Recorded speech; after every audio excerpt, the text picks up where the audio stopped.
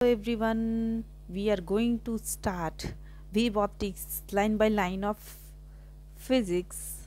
Let's get started without wasting our time. In 1637, Descartes gave the corpuscle model of light and derived Snell's law. उन्होंने explain किया था Snell's ने explain किया था क्या law of reflection and refraction of light at N interface.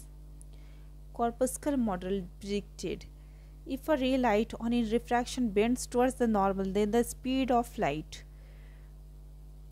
greater than in the second medium. क्या इसका मतलब क्या हुआ? जो कॉर्पस्कल थे उन्होंने प्रिडिक्ट किया था अगर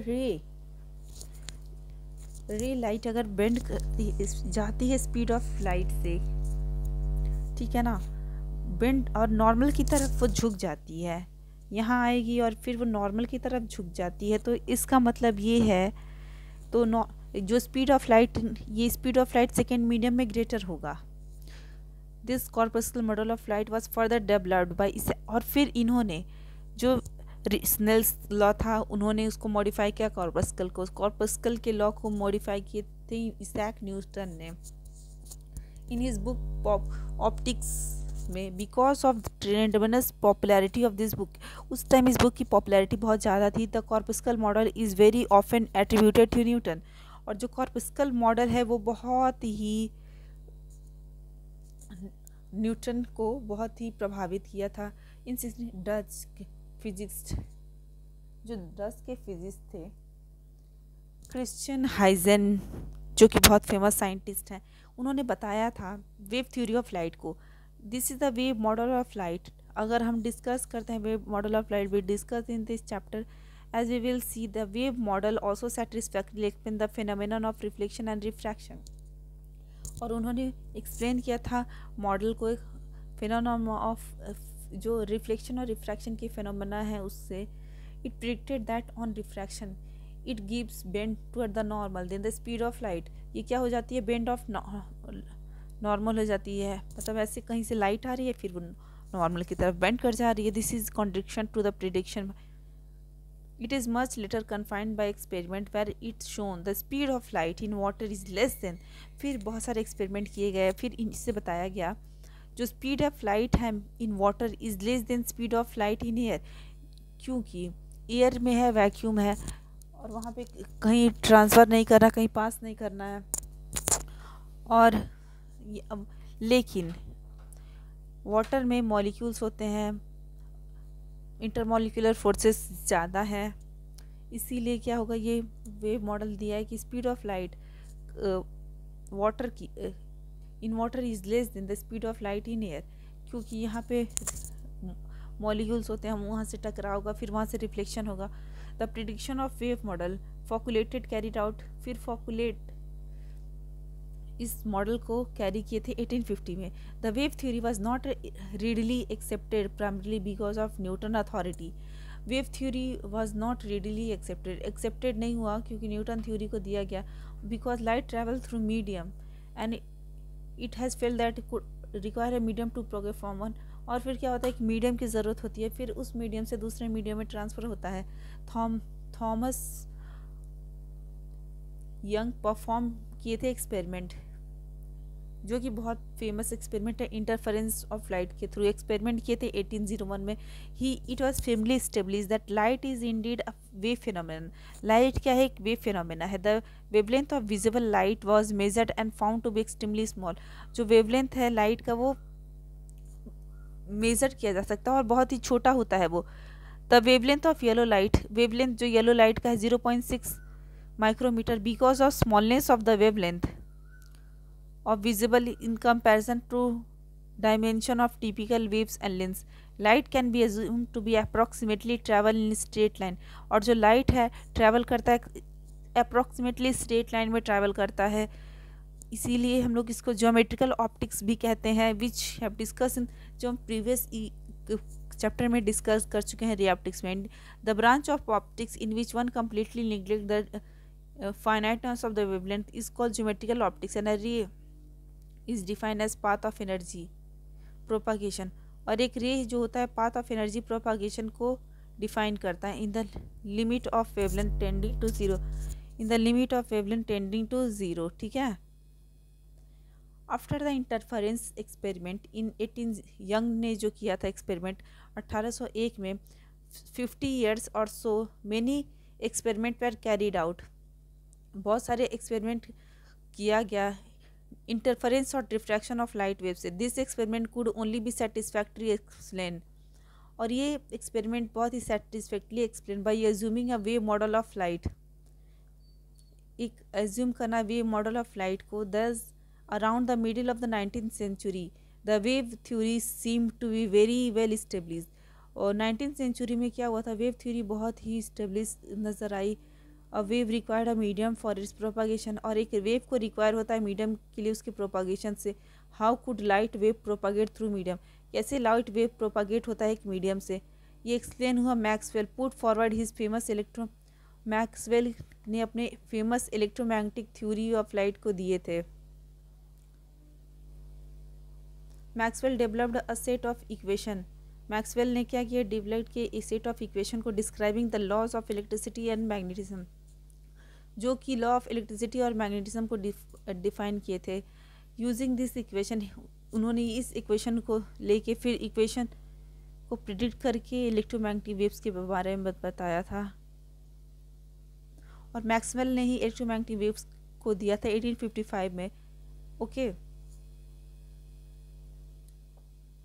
उसके बाद हम पढ़ते हैं from Maxwell calculate the speed of electromagnetic wave in free space and found that the theoretical values were close to the measured value of speed of light. और मैक्सवेल ने क्या किया, जो थ्योरेटिकल वैल्यू है वो ऑलमोस्ट क्लोज होती है किसके, जो प्रैक्टिकल वैल्यू इसके ऑलमोस्ट क्लोज थी। Light must be an electromagnetic wave.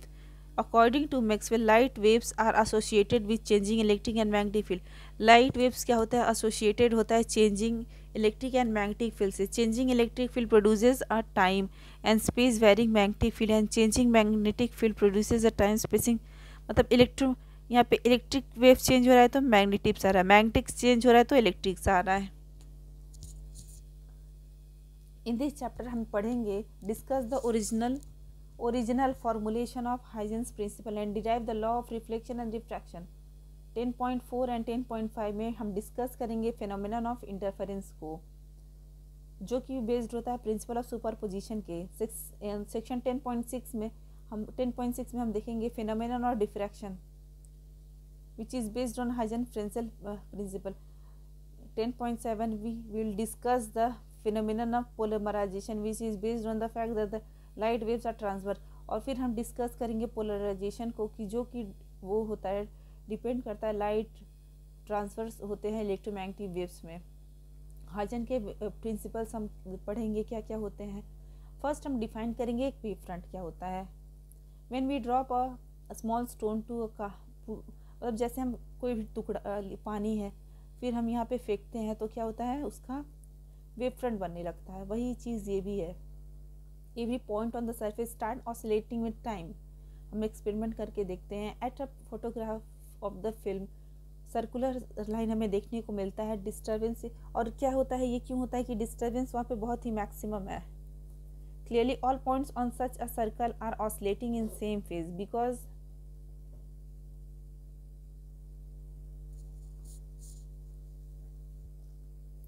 जितने भी पॉइंट हैं वो मतलब क्या कर रहे हैं, सरफेस पे ऑसिलेट कर रहे हैं।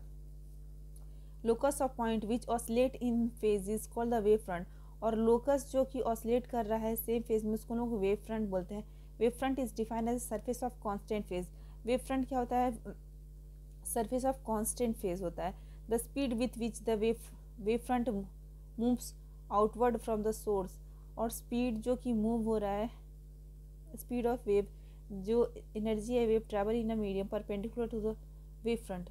और जो एनर्जी है वो ट्रैवल करिए परपेंडिकुलर वेव फ्रंट में, यहाँ पे जैसे देखने को मिल रहा है ट्रैवल करिए परपेंडिकुलर।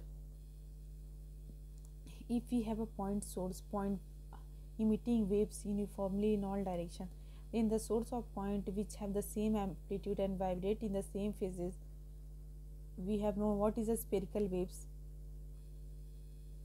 यहाँ पे स्पेरिकल वेव फ्रंट हमें देखने को मिल कर रहा है।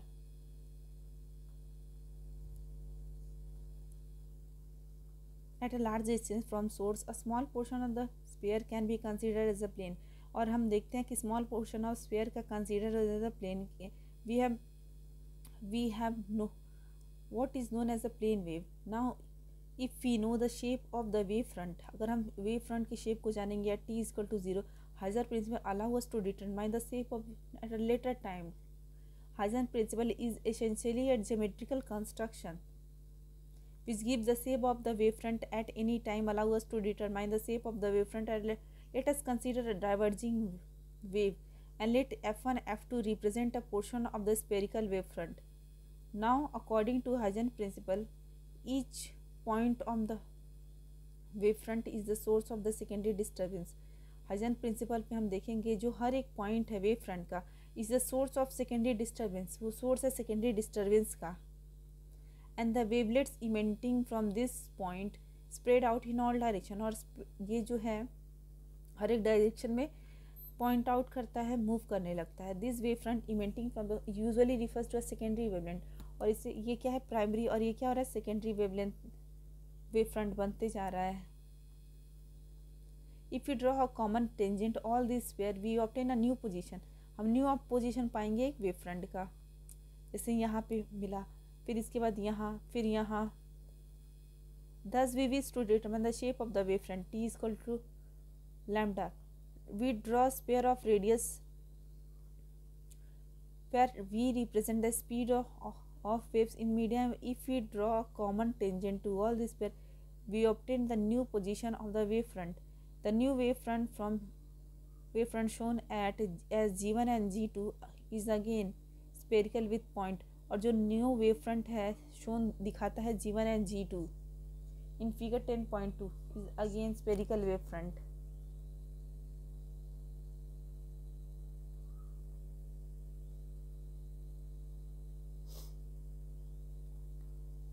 ओके, अब हम क्या करेंगे, पढ़ेंगे दूसरी चीज़ों को, reflection and refraction of plane wave front. Reflection of a wave front, we will now use Huygens principle to derive the law of reflection. हम डिफाइन करेंगे प्रिंसिपल, हाइजेनबर्ग के प्रिंसिपल को डिराइव करने के लिए लॉ ऑफ रिफ्लेक्शन को. Let P P represent the surface separating in medium one. ये जो है, जो पी और पी डैश है वो सेपरेट कर रहा है मीडियम वन को मीडियम टू से. लेट v1 और v2 स्पीड ऑफ लाइट को मीडियम वन और मीडियम टू में. A plane wave front A B propagating in direction. एक प्लेन वेव प्रोपागेट कर रहा है direction of a incident of the inter shown in figure. Let torque be the time taken by wavefront to travel the distance. Okay, in order to determine the shape of refracted wavefront, we draw a sphere of radius v2 torque from point A. In the second medium, the speed of the wave in the second is v2. Let C represent a tangential plane. और C क्या है, tangential plane है. Draw from the point C on the sphere. A v2 torque है, C should represent the wavefront. मतलब यहाँ पे derivation दिया गया है. इसका फाइनल कंक्लूजन है sine I upon sine R equal to v1 upon v2. From the equation हम देख सकते हैं इंपॉर्टेंट रिजल्ट. यहाँ पे इंसिडेंट या रिफ्लेक्टेड से ज़्यादा होता है, rate bends towards the normal. The speed of the light wave in the second medium will be less than the speed of light in the first medium.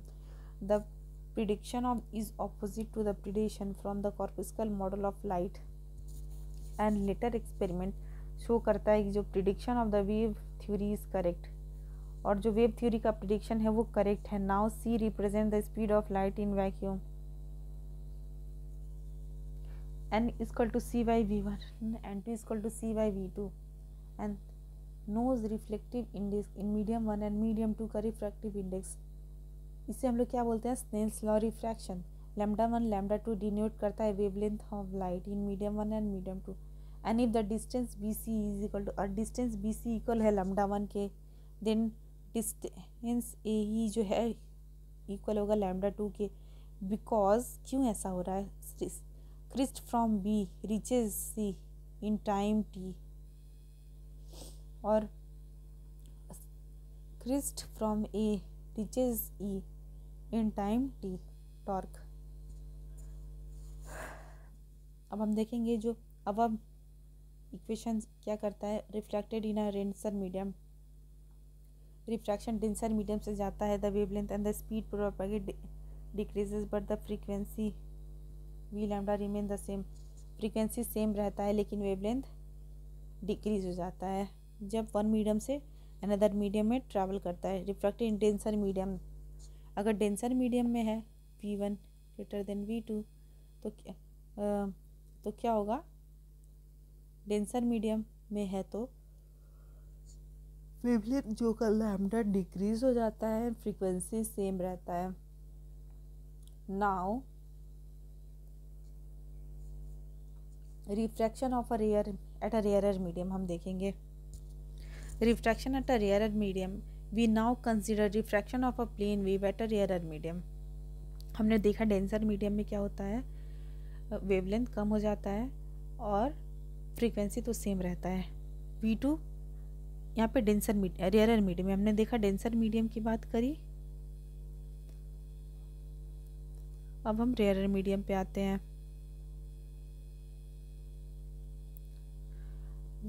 हमने देखा कि रेयरर मीडियम में V2 greater than V1 होगा। Exactly similar manner we contrast reflected wave front as shown in figure 10.5 में जैसे दिखा रहा है। The angle of reflection will now be greater than the angle of incident, R greater than होगा I से, ठीक है। साइन IC जो होगा N2 greater than I equal to IC, R1 equal to 1, R equal to 90। The angle IC is critical angle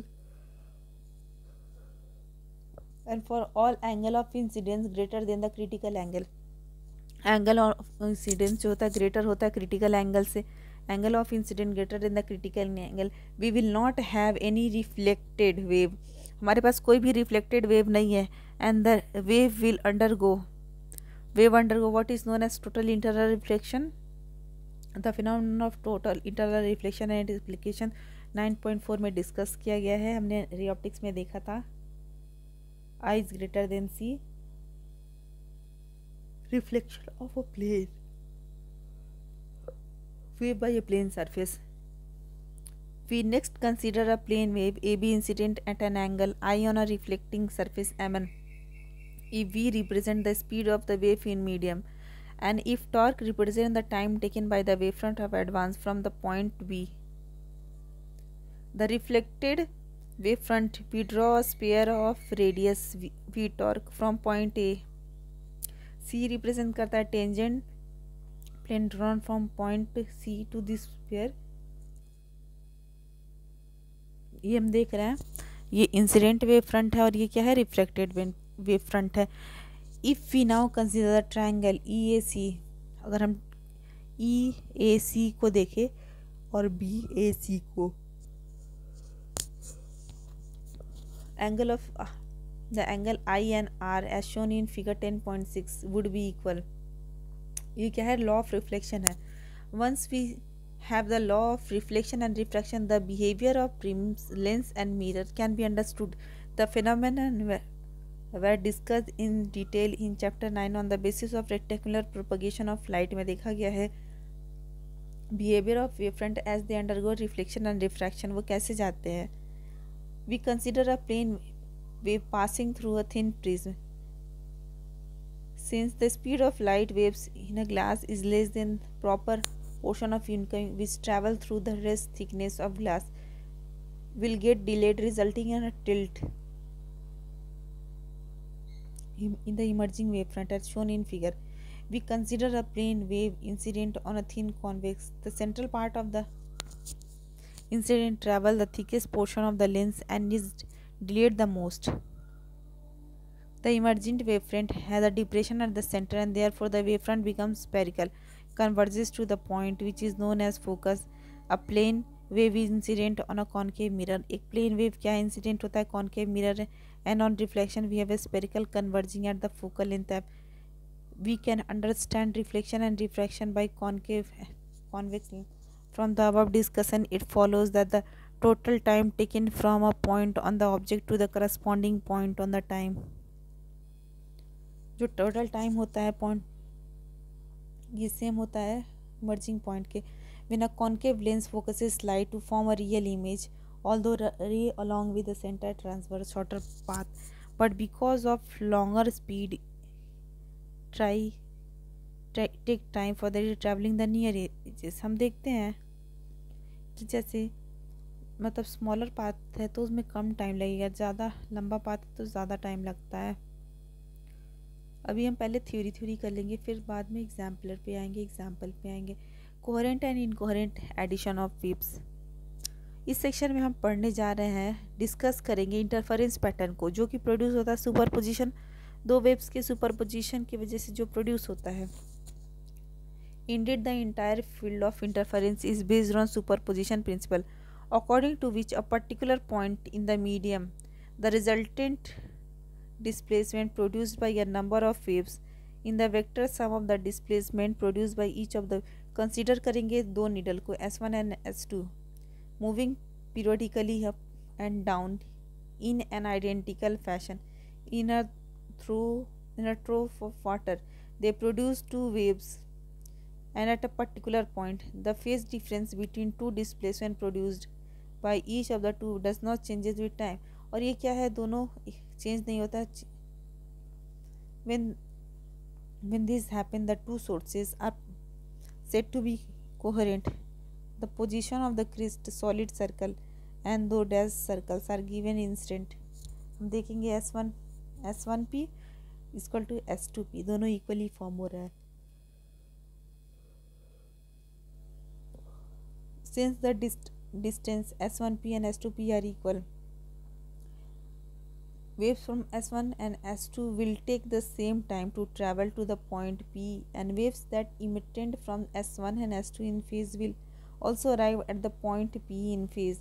The displacement produced by some sources at point P is given by, हम देखते हैं y equal to a cos omega t हो रहा है, और यहाँ जो दूसरा वाला y2 है equal to a cos omega t हो रहा है, दोनों में सेम है. और हम प्लस करेंगे दोनों को, y इक्वल टू y1 करेंगे 2a cos ओमेगा t हो जाएगा. Intensity proportional to the square of the amplitude. Intensity proportional होता है square of the amplitude. I not represent करता है intensity produced by each of the two individual source. Proportional होता है, ये I is directly proportional to A square. In fact, at point of the perpendicular bisector S1 and S2, the intensity will be 4I naught. The two sources are said to be interference constructively. What refers to as constructive in S2Q minus S1Q is equal to 2 lambda होगा. The wave emerging होता है arrive exactly 2 cycles after the waves S2 will again be in plane. Y1 is equal to A cos omega t.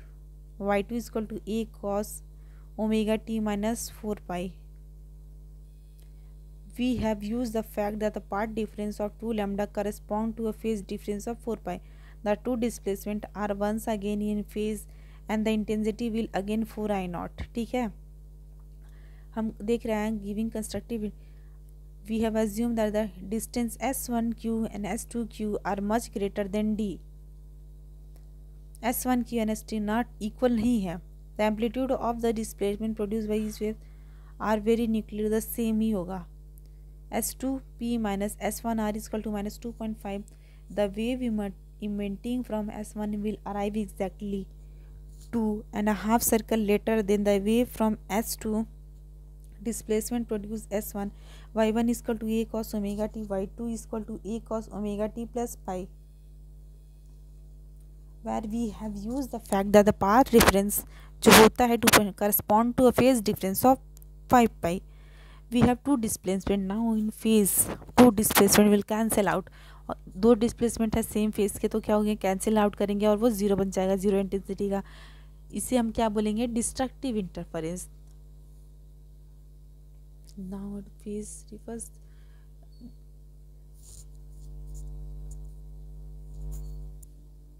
To summarize, we have two coherent S1 and S2 vibrating in phase.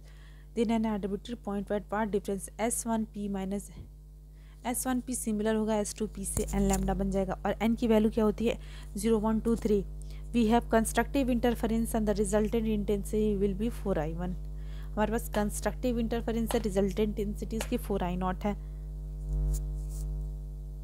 The sign S1 और S1 P S2 के बीच में जो sign है वो क्या करता है, phase difference को दिखाता है।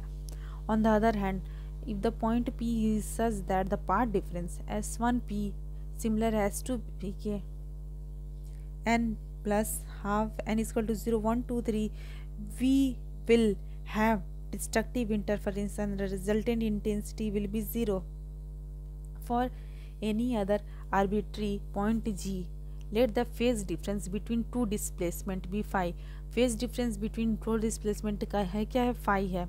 If the displacement produced by S1 is given by y1 is equal to a cos omega t, y2 is equal to a cos omega t plus phi, y is equal to y1 plus y2 a cos omega t plus cos omega t plus phi 2a cos phi by 2 plus cos omega t plus phi by 2 cos a plus cos b 2 cos a plus b upon 2 cos a minus b upon 2.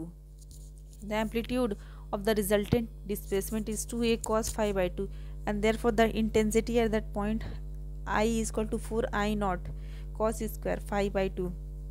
I is equal to 4I0 cos square phi by 2.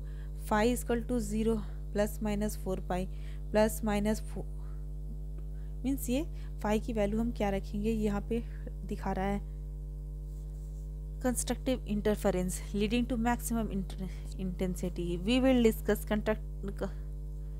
On the other hand. अब हम देखेंगे destructive interference क्या है। जो भी odd होगा, odd चीज़ें क्या होती हैं, डिस्ट्रक्ट कर देती हैं और उसकी इंटेंसिटी भी कम होती है।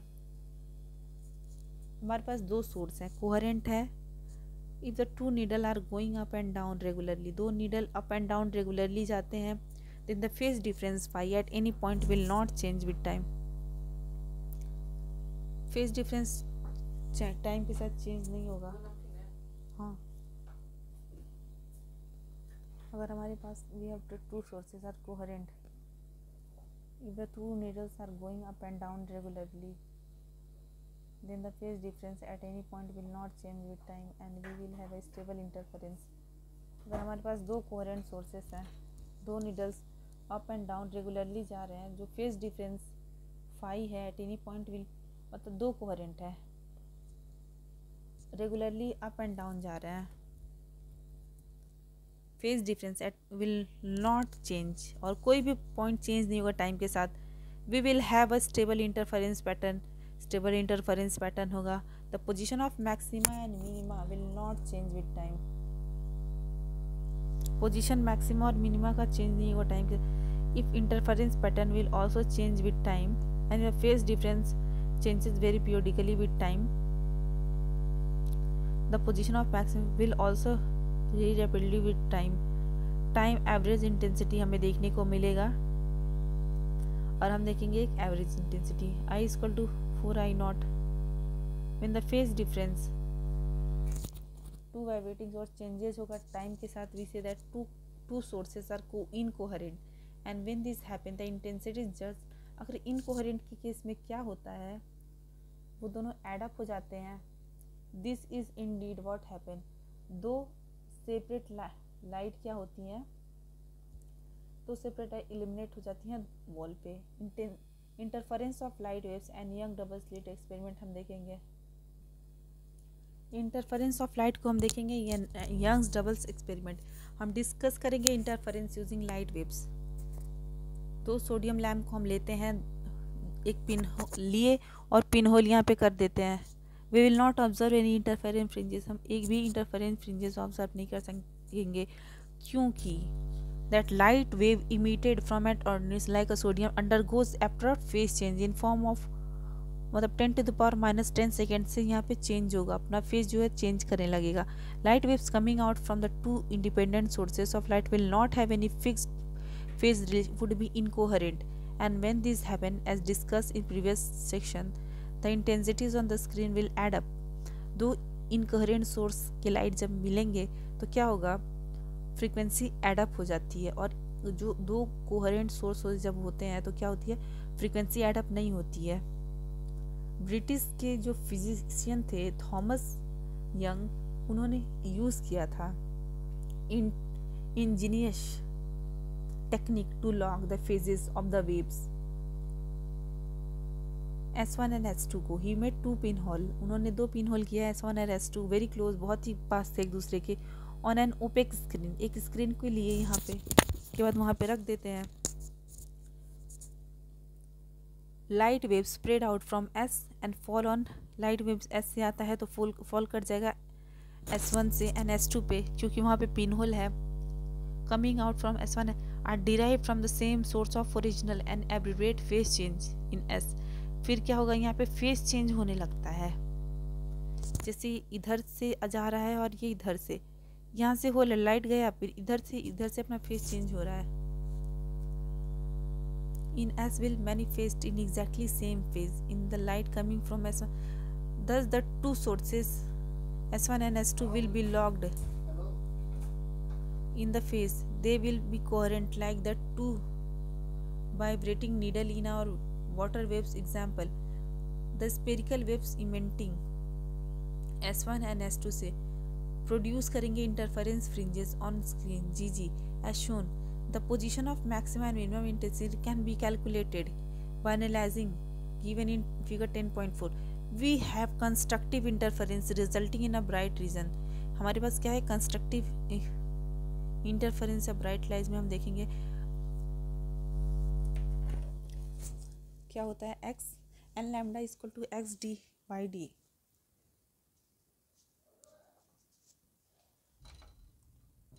x equal to x n lambda d by d,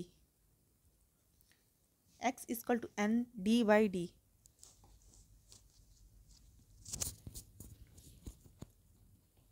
On the other hand, we will have destructive interference resulting in dark region x d by d, और n की वैल्यू जो है प्लस, मतलब प्लस हाफ हो जाएगी, half lambda. x equal to x n equal to n plus 1/2 n lambda, मतलब यहाँ पे ये सबसे मेन है।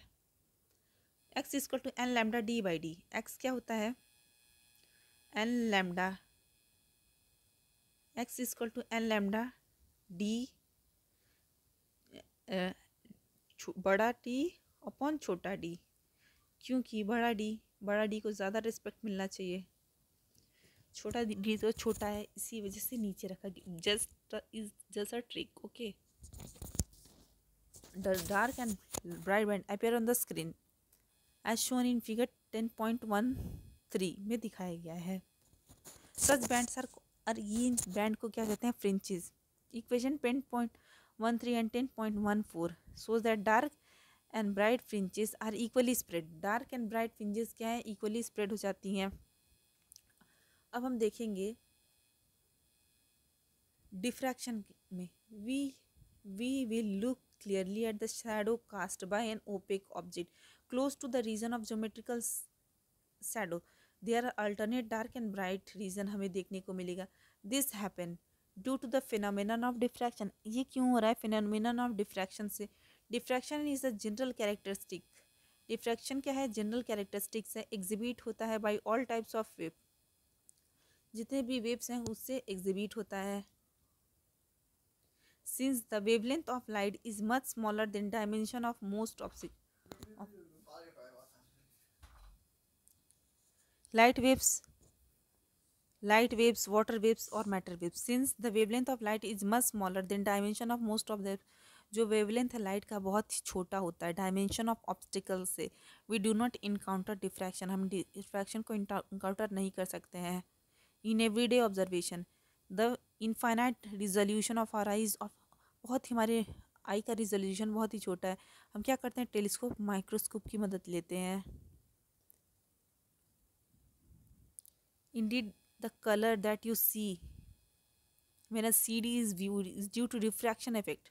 डिफ्रैक्शन इफेक्ट हम देखते हैं, जो CD का जो हम एक कलर लेते हैं, एक CD लेंगे, फिर उस CD को ऐसे हम घुमाएंगे तो हम देखेंगे बहुत सारे बहुत डिफरेंट काइंड्स कलर के कलर दिख रहे हैं। the single slit. In the discussion of Young's experiment, we stated that the single narrow slit act as a new source from which light is spread out.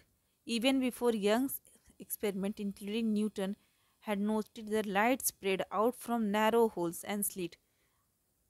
हम देखते हैं कि जो light जो है स्प्रेड हो रहा है नैरो होल्स और स्लिट से. It seems to be around corners and entire region. हम देखते हैं जैसे इसका एग्जाम्पल में देखेंगे, जब हम लाइट को ऑफ करते हैं और किनारे किनारे पे थोड़ा थोड़ा जो शैडो दिखता है वो क्या है, डिफ्रैक्शन की वजह से ही होता है. Can only be properly understood using ideas. When a double slit in Young's experiment is replaced by a single narrow slit illuminated by a monochromatic source, a broad pattern with a central bright region is seen. On both sides, there are alternate dark and bright region, the intensely becoming weaker away from the center. हम देखेंगे centre पे बहुत ज़्यादा रहेगा और फिर धीरे धीरे धीरे जाते जाते वो क्या होता है, कम होने लगता है. Pallet beam of light falling normally on a single slit. एलन पे जो पड़ रहा है with the diffraction light goes to meet on a screen. और जो डिफ्रैक्टेड लाइट है वो कहाँ मीट कर रहा है, स्क्रीन पे. ठीक है. The mid point of the slit is M, a straight line passing through perpendicular to the slit plane meets on the screen at C. We want the intensity at any point P on the screen. As before, straight line joining P to different line L M N can be treated as a parallel. और वो treat कैसे हो रहा है, parallel at an angle theta with the normal MC. The basic idea is to divide the slit into much smaller parts. और जो basic idea हम देखेंगे कि जो स्लिट है वो बहुत ही स्मॉलर पार्ट में डिवाइड हो रहा है and at their contribution at C. और अपनी कंट्रीब्यूशन सी पे ऐड कर रहा है विथ प्रॉपर फेज डिफरेंस. हम ट्रीट कर रहे हैं different parts of the wave front at a slit and secondary source because the incoming wave front is parallel to the plane of the slit. वो source क्या है, plane में ही है. अगर हम ऑब्जर्व करते हैं intensity as a central maxima at theta is equal to 0, other secondary at theta n plus lambda, which go on becoming weaker and weaker with increasing n. वो क्या हो रहा है कि weaker and weaker ही होते जा रहा है जैसे जैसे वो टाइम बढ़ते जा रहा है और जैसे n बढ़ते जा रहा है. The minimum intensity are at theta. Theta is equal to, theta की वैल्यू क्या है, n लैम्डा बाई ए या टी कुछ भी हो सकता है क्योंकि ये जो है वो डिस्टेंस को शो कर रहा है. The photograph and intensity pattern corresponding. There has been prolonged discussion about the diffraction between interference and diffraction among scientists since the discovery of this phenomenon. ये इंटरेस्टिंग नोट करने लायक है. Feynman has said in his famous Feynman lecture on physics. इसे हम 3D में देखेंगे. Distinction between interference and diffraction. Diffraction, superposition, takes place between the secondary wavelets originating from different points of the same wavefront. Interference, superposition takes place between the two separate wavefronts that originate from two different but coherent sources. Diffraction, the regions of minimum intensity are not perfectly dark. Interference, the regions of minimum intensity are almost nearly perfectly dark when the amplitudes of the interfering waves are equal. Diffraction, the fringe width of different fringes are not equal. Interference, the fringe widths may be equal or may not be equal. Diffraction, the different diffraction maxima are of varying intensities with maximum intensity for central maximum. Interference, all the maxima are of equal intensities.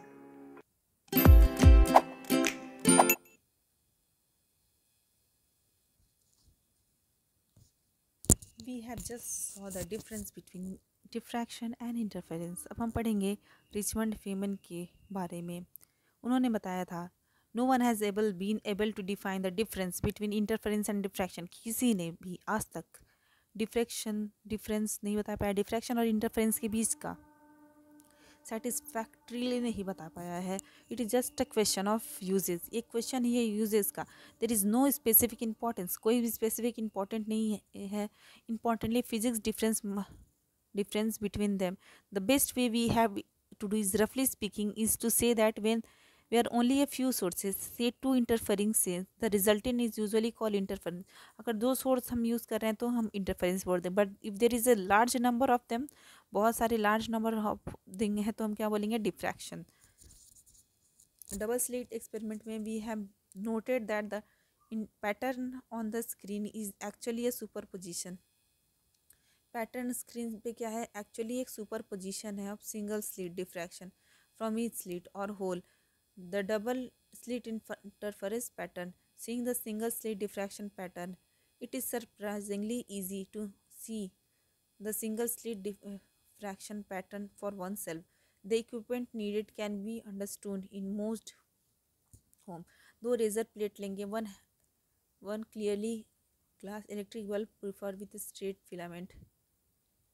One hold the two blades so that parallel and have a narrow slit in between। मतलब हम देखेंगे दोनों को लिए और यहाँ पे लगा दिए और देखेंगे थोड़ा सा ही गैप उनके बीच में होना चाहिए। This is easily done with thumb and finger।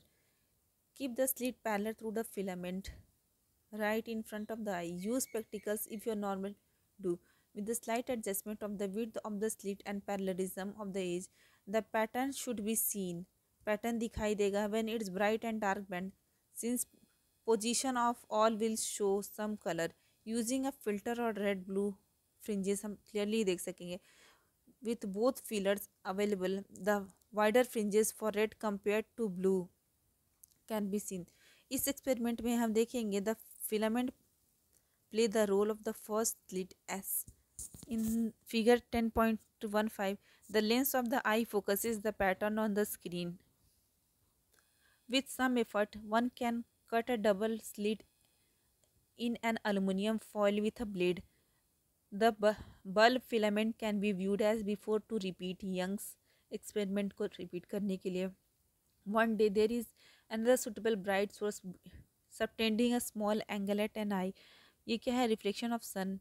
Saini day पे हम देखेंगे concave lenses cycle bell, do not try it damage the, मतलब हम देखते हैं इसको करके लेकिन हम डायरेक्टली नहीं करेंगे, आँखों से नहीं देखेंगे, नहीं तो हमारा आँख डैमेज हो सकता है।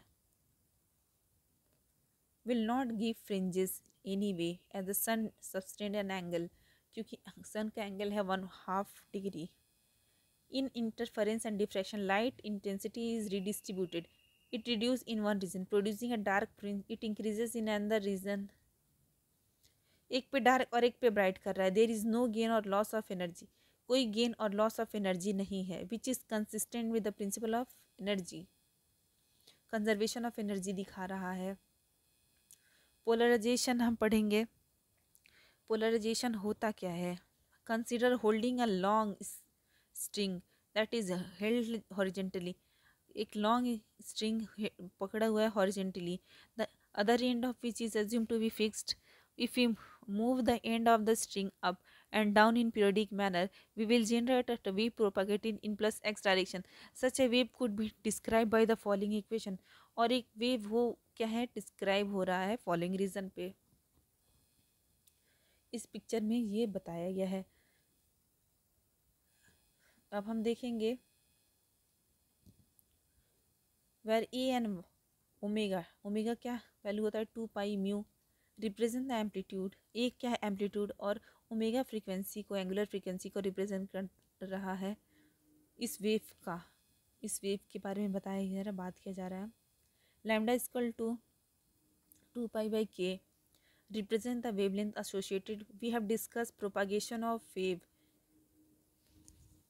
हम प्रोपागेशन ऑफ वेव के बारे में डिस्कस किए हैं। Since the displacement which is along Y direction at right side propagation of the wave we have what is known transfer wave. हम देखते हैं ट्रांसफर वेव क्या होता है। Also the displacement in Y direction, Y polarise होता है, Y on the string moves on a straight line, और string क्या है मूव कर रही है स्ट्रेट लाइन पे जो कि नियरली पोलराइज है।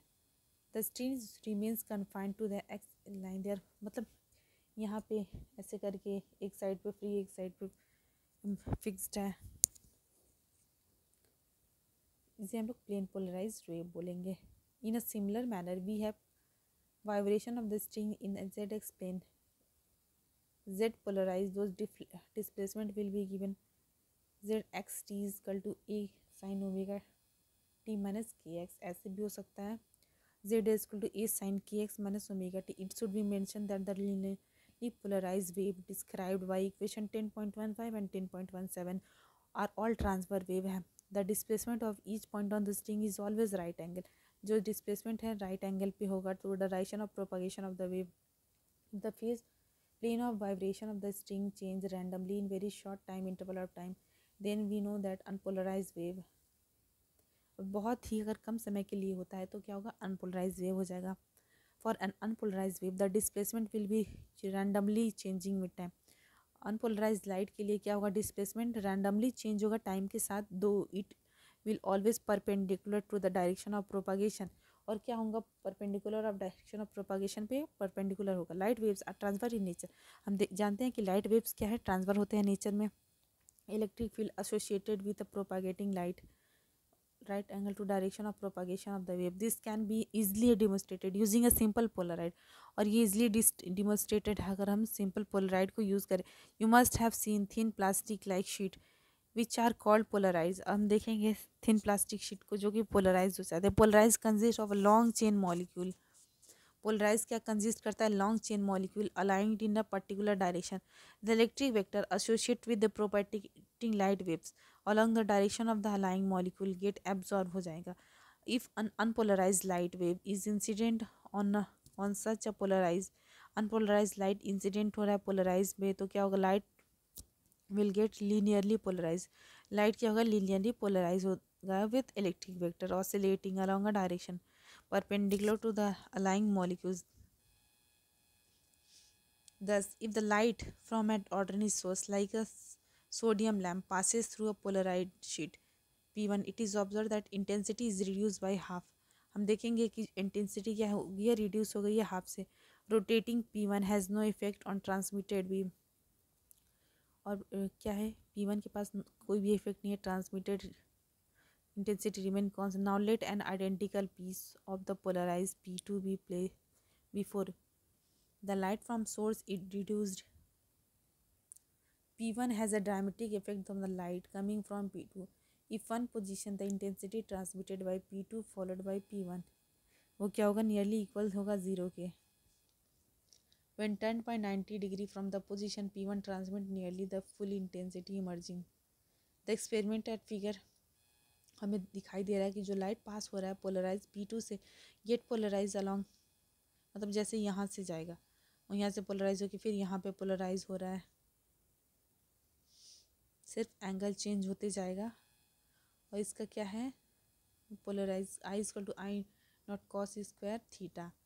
आई naught intensity at the polarise light after passing through P1. ये P1 को पास करने के बाद यहाँ पे क्या है, आई नॉट यहाँ पे आ जाएगा. आई यहाँ पे आई नॉट, इसको हम लोग मैलस लॉ बोलते हैं. इस अब डिस्कशन से हमें क्या पता चलता है, intensity coming out of single polarise is half of the intensity incident. मतलब क्या हो रहा है, जो यहाँ पे 1 है तो यहाँ पे हाफ हो जा रहा है इसकी इंटेंसिटी.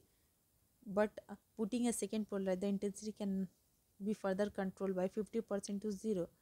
लेकिन एक अगर दूसरा भी रखते हैं तो क्या होगा, उसका 50% से 0 हो जाता है उसका इंटेंसिटी. और incident intensity by adjusting angle between the plane axis of the two polarise. मतलब इंटेंसिटी को हम लोग कैसे मेज़र करेंगे, फिर जो इंसिडेंट प्लेन पोलराइज लाइट है उससे. Polaroids can use to control the intensity. और पोलराइड्स इसीलिए यूज़ किया जाता है ताकि हम कंट्रोल कर चुके हैं इंटेंसिटी को। सन ग्लासेस को विंडो पेन्स में polaroids are used in photographic cameras and 3D cameras में यूज़ किए जाते हैं। इसकी समरी और पॉइंट्स टू पॉइंटर भी बहुत इंपॉर्टेंट है। Huygens principle tell us that each point on the wavefront is a source of secondary wave. हर एक पॉइंट क्या है, वो सोर्स है सेकेंडरी वेव्स का, which add up the wave front at a later time. Huygens construction tell us that the new wave front is the forward envelope is, मतलब Huygens ने बताया ये इसके लिए सोर्स का काम करेगा, ये इसके लिए सोर्स का काम करेगा. ओके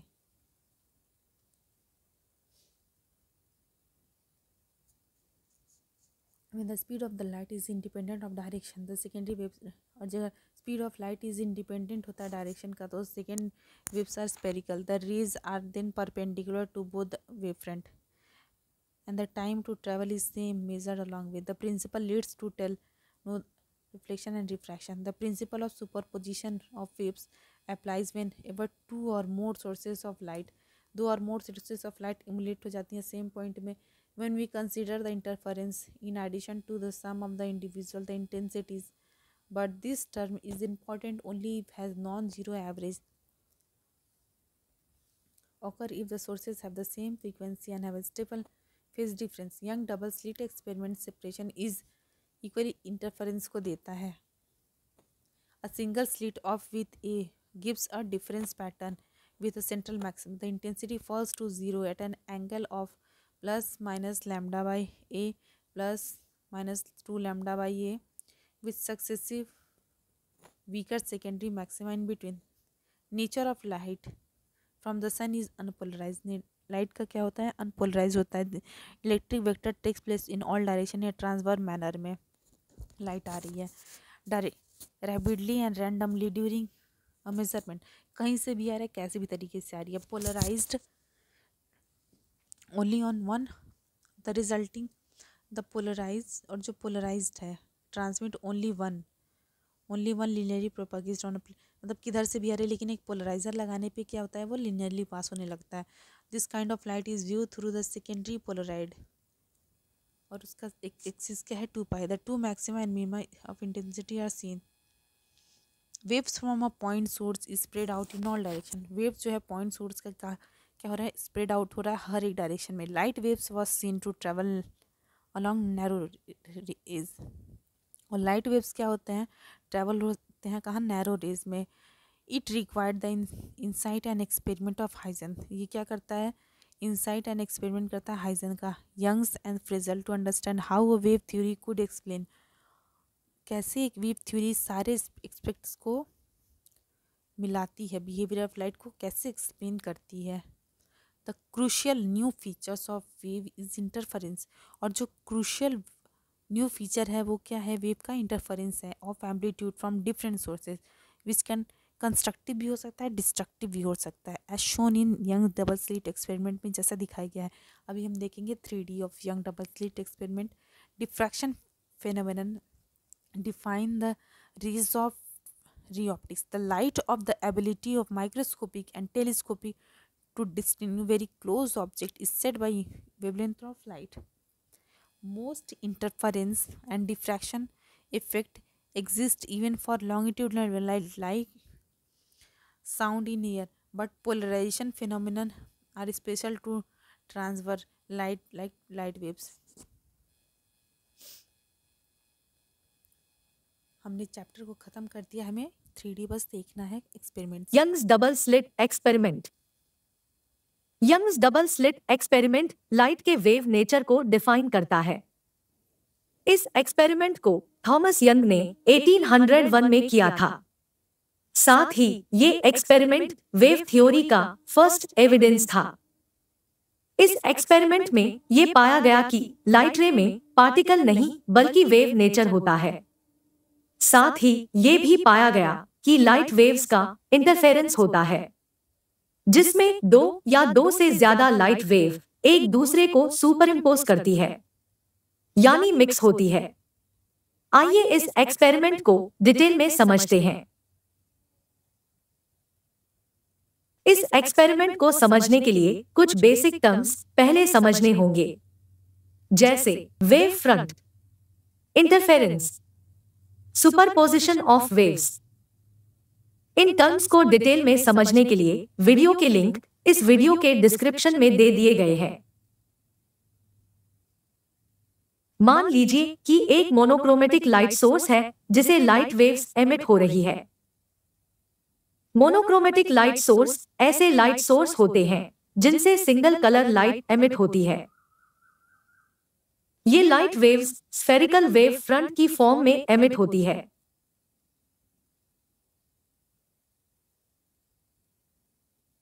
जनरली लाइट वेव को साइन वेव की फॉर्म में रिप्रेजेंट करते हैं, लेकिन 3 डायमेंशन में light wave spherical wave front की फॉर्म में ट्रेवल करती है। इन वेव फ्रंट के सरफेस को हम वेव का क्रेस्ट मान सकते हैं, यानी लाइट वेव की मैक्सिमम इंटेंसिटी। दो स्फेरिकल वेव फ्रंट के बिटवीन एम्प्टी स्पेस को हम वेव का ट्रॉफ मान सकते हैं, यानी लाइट वेव की मिनिमम इंटेंसिटी। इस एम्प्टी स्पेस यानी ट्रॉफ को हम अनदर स्फीयर से रिप्रेजेंट कर सकते हैं। इस लाइट वेव में ब्लू स्फेरिकल वेव फ्रंट को क्रेस्ट और रेड स्फेरिकल वेव फ्रंट को ट्रॉफ कंसीडर करेंगे। एनिमेशन में हम देखते हैं कि जब ये स्फेरिकल वेव सोर्स से अवे मूव करती हैं, तब इन वेव्स का रेडियस इंक्रीज होता है। इस लाइट वेव के सामने 2 स्लिट रखे गए हैं जिनमें बहुत शार्प होल किए गए हैं जिनसे ये लाइट वेव पास हो सके। जब ये लाइट वेव्स स्लिट्स पे इंसिडेंट होती है, तब स्लिट्स से 2 न्यू लाइट सोर्स क्रिएट होती है जिनसे न्यू लाइट वेव्स जनरेट होती है। ये लाइट वेव्स सामने रखी स्क्रीन पे इंसिडेंट होती है और कुछ इस तरह का पैटर्न बनाती है। इस लाइट पैटर्न को हम इंटरफेरेंस फ्रिंजेस कहते हैं। इस पैटर्न में कहीं पे डार्क और कहीं पे ब्राइट फ्रिंजेस बन रहे हैं। इसका मतलब लाइट वेव की इंटेंसिटी डिफरेंट पोजीशन पे डिफरेंट है। आइए जानते हैं कि ऐसा क्यों होता है। एनिमेशन में हम देखते हैं कि दोनों सोर्स से स्फेरिकल वेव एमिट हो रही है, जिसमें एक क्रेस्ट है और एक ट्रॉफ। जब स्क्रीन पे एक वेव का क्रेस्ट दूसरे वेव के क्रेस्ट के साथ सुपरइम्पोज होता है, तब दोनों वेव मिक्स होकर एक न्यू वेव बनाते हैं जो कि दोनों वेव के कंपैरिजन में ज्यादा इंटेंस होती है और इसी कारण स्क्रीन पे ब्राइट फ्रिंज बनती है।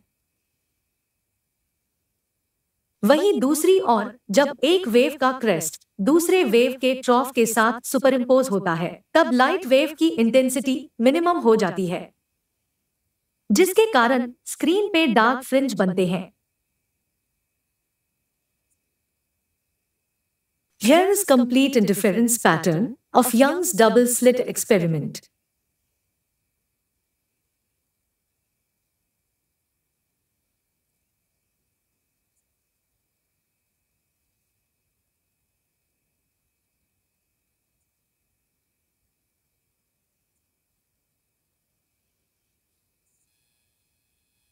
हम समझेंगे हाइगन्स प्रिंसिपल क्या है और इसका यूज कैसे और क्यों किया जाता है। हाइगन्स प्रिंसिपल को समझने से पहले हम एक डेली लाइफ फिनोमेनन को स्टडी करेंगे। मान लीजिए कि एक लाइट सोर्स है जिससे हर डायरेक्शन में लाइट एमिट हो रही है। इस लाइट के पाथ में एक ऑब्स्टिकल है जिसमें एक छोटा सा होल है। जब ये लाइट रेस इस होल से पास होती हैं, तब ये होल के कंपैरिजन में एक बड़ा लाइट स्पॉट बनाती हैं। अब अगर हम न्यूटन की क्लासिकल थ्योरी की बात करें, तो इस थ्योरी के अकॉर्डिंग लाइट को होल के साइज जितना ही लाइट स्पॉट बनाना चाहिए। ऐसा इसलिए क्योंकि इस थ्योरी के अकॉर्डिंग लाइट बहुत छोटे पार्टिकल्स से बनी होती है जो कि स्ट्रेट डायरेक्शन में मूव करती हैं। लेकिन अगर हम इस फिनोमेनन को देखें तो हम पाते हैं कि लाइट स्ट्रेट न जाकर डिफरेंट डायरेक्शंस में स्प्रेड हो रही है। इससे हम कह सकते हैं कि क्लासिकल थ्योरी इस फिनोमेनन को एक्सप्लेन नहीं कर पाई।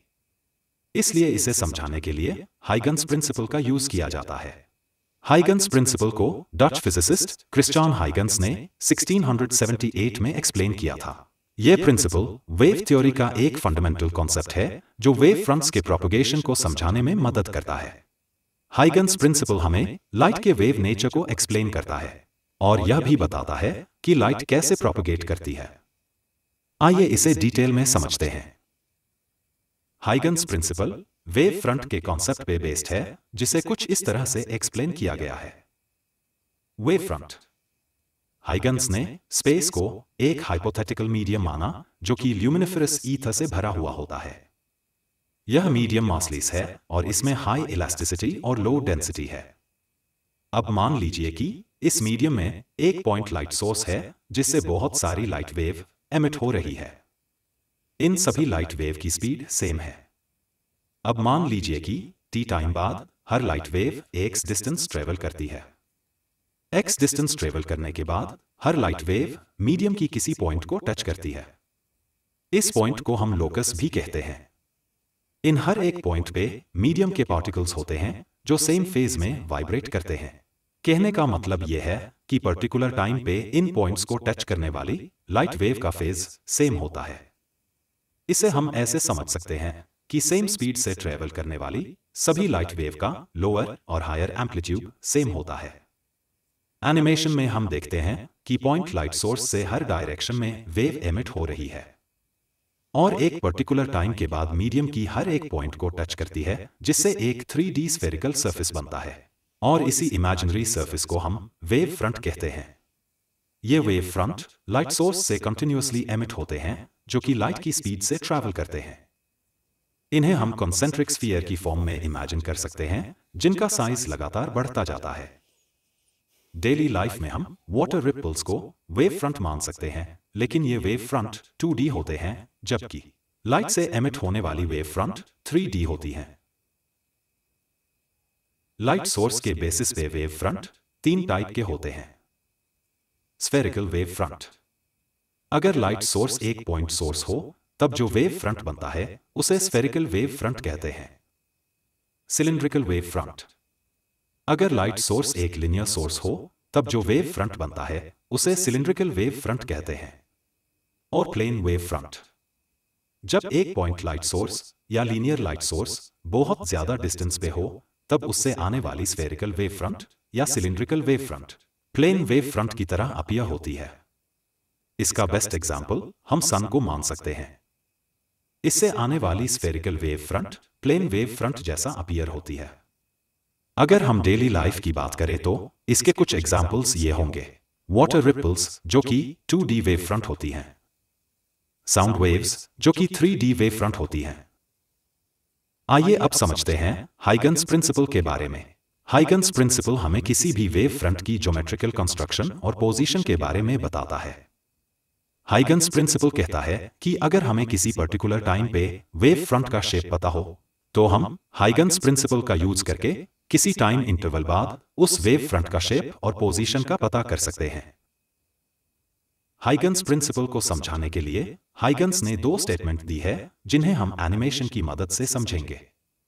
हाइगन्स प्रिंसिपल की पहली स्टेटमेंट कहती है कि किसी भी वेव फ्रंट के सभी पॉइंट्स एक नए डिस्टर्बेंस की तरह एक्ट करते हैं जिन्हें हम सेकेंडरी वेवलेट्स कहते हैं।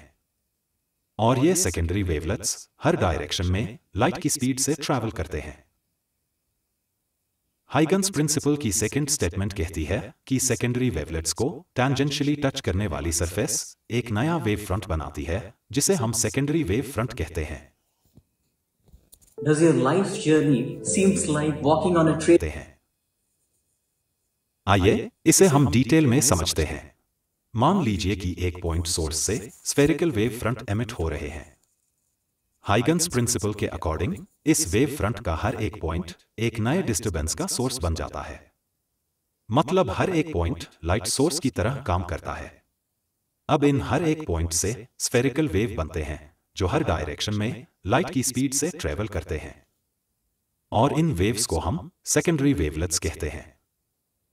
अब मान लेते हैं कि initially time t equal to 0 पे इन स्फेरिकल वेव्स का रेडियस 0 है। क्योंकि सभी वेव की स्पीड सेम है इसलिए एक सर्टेन टाइम इंटरवल बाद जो रेडियस होगा वो स्पीड मल्टीप्लाई टाइम होगा। यानी कि अब हमें हर एक वेव के रेडियस की वैल्यू पता है। इन स्फेयर्स का जो सरफेस है वो हमें सेकेंडरी वेवलेट्स की पोजीशन बताता है। अब हम इन स्फीयर के सरफेस से टच करते हुए एक टैंजेंट ड्रॉ करेंगे। इस टैंजेंट का सरफेस ही सेकेंडरी वेव फ्रंट कहलाता है। इसे हम बैकवर्ड डायरेक्शन में भी ड्रॉ कर सकते हैं। क्योंकि लाइट फॉरवर्ड डायरेक्शन में मूव कर रही है, इसलिए इसे हम फॉरवर्ड डायरेक्शन में ही कंसीडर करेंगे। इसे हम प्लेन वेव फ्रंट के लिए कुछ इस तरह से रिप्रेजेंट कर सकते हैं। अब हम इस फेनोमेनन को अपने एक्सपेरिमेंट में ऑब्जर्व करेंगे, जिसमें लाइट रेस एक ऑब्स्टेकल से पास हो रही है। इसमें हम लाइट सोर्स को प्लेन कंसीडर करेंगे, जिससे प्लेन वेव फ्रंट प्रोड्यूस हो रही है। जब ये प्लेन वेव फ्रंट ऑब्स्टेकल से कोलाइड करती है, तब प्लेन वेव फ्रंट के हर एक पॉइंट से सेकेंडरी वेवलेट्स क्रिएट होते हैं। अब हम इन सेकेंडरी वेवलेट्स के सरफेस पर एक टैंजेंट ड्रॉ करें तो हमें सेकेंडरी वेव फ्रंट मिलता है। और ये वेव फ्रंट एक न्यू सोर्स की तरह एक्ट करता है, जिससे दोबारा एक नया वेव फ्रंट बनता है। ये प्रोसेस कंटिन्यूअसली चलता जाता है और इसी कारण लाइट सीधी न जाकर डिफरेंट डायरेक्शंस में फैल जाती है, जिससे होल के कंपैरिजन में एक बड़ा लाइट स्पॉट बनता है। इस तरह से हाइगन्स लाइट के वेव नेचर को एक्सप्लेन करते हैं। इस वीडियो में अभी के लिए बस इतना ही। अगर आपको हमारा ये वीडियो अच्छा लगा